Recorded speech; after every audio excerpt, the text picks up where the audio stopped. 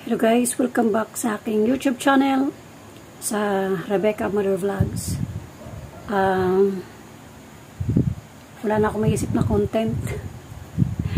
So parang bisa nakakatamad na rin talaga mag-upload na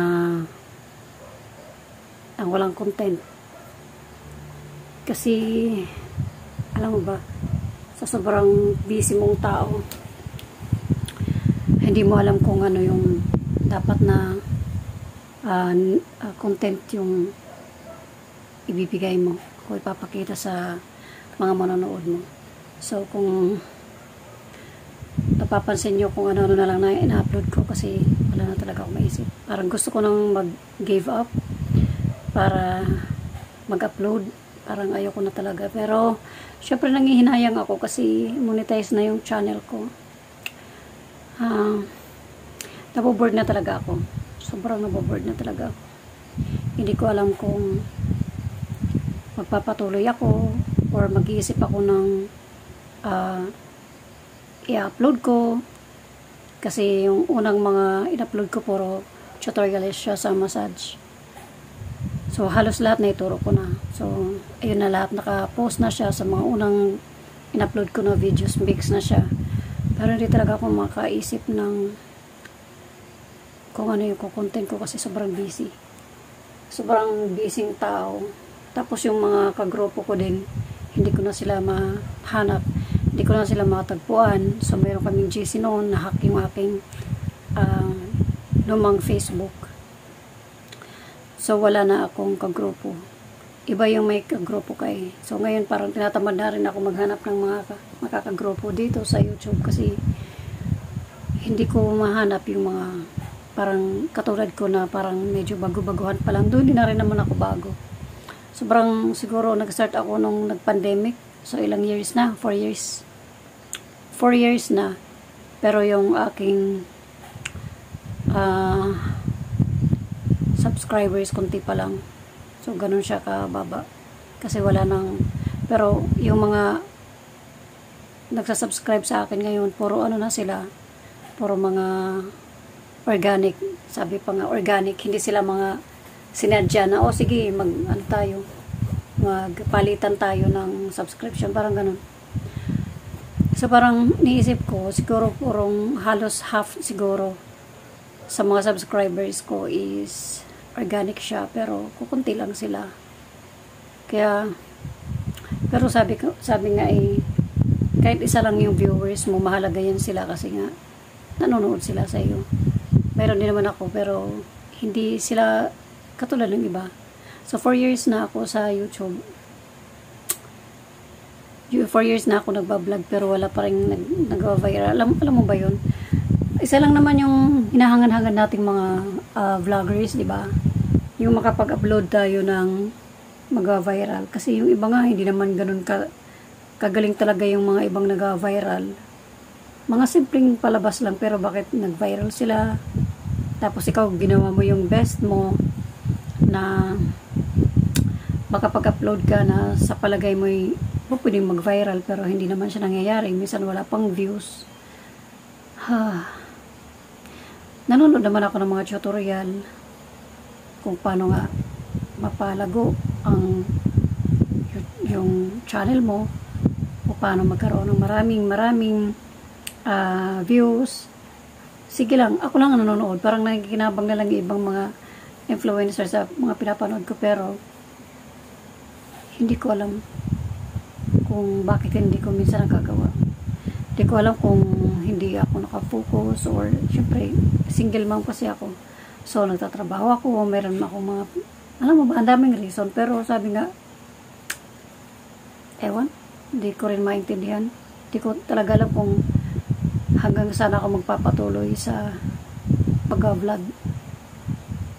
Nangihinayang lang ako na pabayaan siya kasi monetize na. Pinaghirapan ko rin siya ng ilang months, almost a year, na pinagpupuyatan ko siya na pumunta sa mga nagla-live na mga bago din na tulad ko noon. Tapos nagla-live din ako noon para magkaroon ng mga subscribers, pero hindi ko rin naman sila masyadong nakikita sa channel ko na nanood. So parang ako rin, hindi ko rin sila nakikita. So hindi ko alam kung malayo na yung narating nila, hindi ko alam kung may mga nag-viral na sa mga na-upload nila, hindi ko alam talaga. Kasi nga na-hack yung aking unang Facebook. So yung Facebook na ginagamit ko ngayon is pangalawa na lang siya at kunti lang din yung aking mga followers. So yun lang.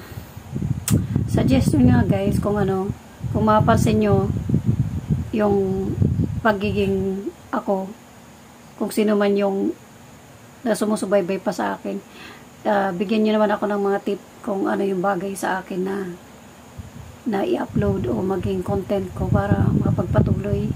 Kasi kung ano-ano na lang ang ina-upload ko, kung ano-ano na lang, wala nang katorya-torya, wala nang kasense talaga. Ganito yata. Dumarating yung panahon na gusto mo nang sumuko sa isang bagay na hindi ka naman nag-improve. Tinan mo nga, hindi nga ako masyadong sumasahod. Ang tagal-tagal bago maipon yung mga views. Almost more than half year, ganyan. Or more than, siguro makakasahod ako sa loob na isang taon mahigit, mga 2 lang. So, diba, parang, okay, sasahod ka pa rin naman, pero,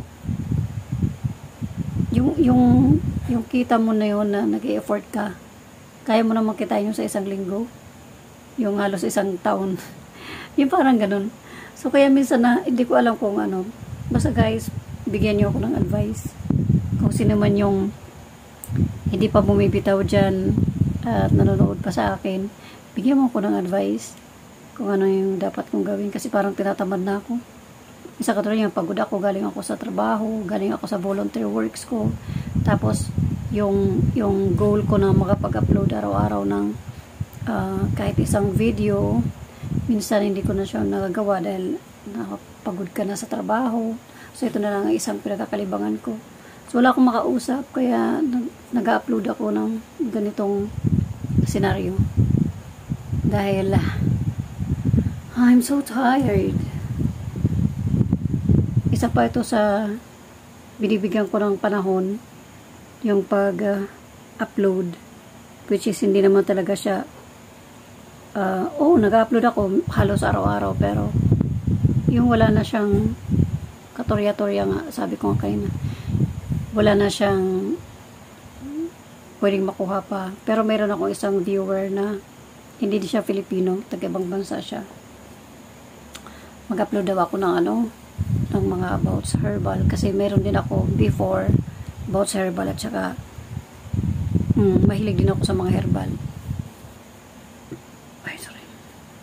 Mahilig ako sa mga about sa health. So kung mapansin nyo yung aking mga naunang in-upload about sa health and wellness, yung ganyan. So may nagsasuggest sa akin, pero hindi ko rin alam kung